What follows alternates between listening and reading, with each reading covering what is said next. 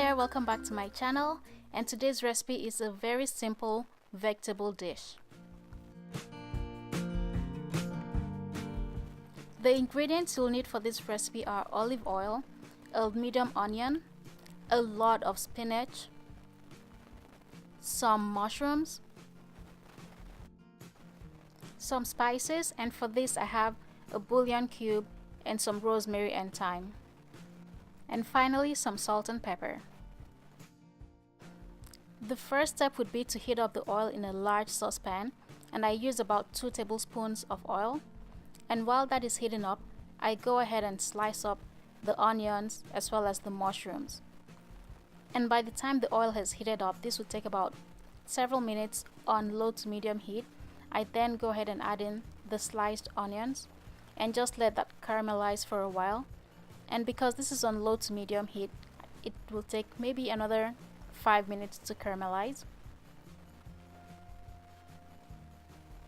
And one other thing I'll add is that because I'm using a non-stick pan, that is why I'm able to use a lot less oil, and so while the onions are caramelizing, it looks like there's almost no oil in there. Once the onions have caramelized, I go ahead and add in the mushrooms that have been sliced. And for this, I let it cook on medium heat as well, low to medium heat. And while it's cooking, it's going to release its juices, and I let all the juices come out.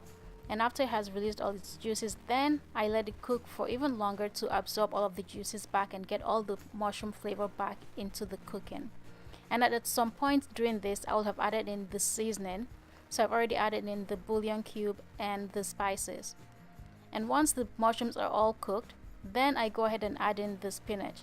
And you need a lot of spinach for this recipe because the spinach is going to wilt and reduce to about a quarter of its size when it's still leafy. So I just let this cook on really low heat and let it wilt for a while.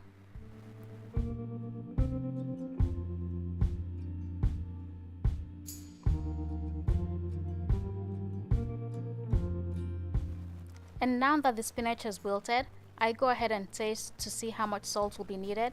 Because of the bouillon cube that I added earlier, I don't want to oversalt the food, and so I add in the salt, and then I go ahead and add in a dash of pepper.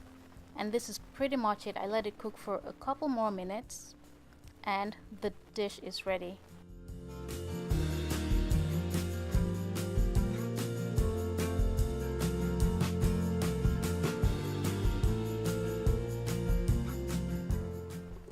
This is such an easy recipe to prepare, and I like it because you can eat it on its own, and because there's mushrooms in there, it gives it some kind of texture to make you feel like you're eating some meat with it.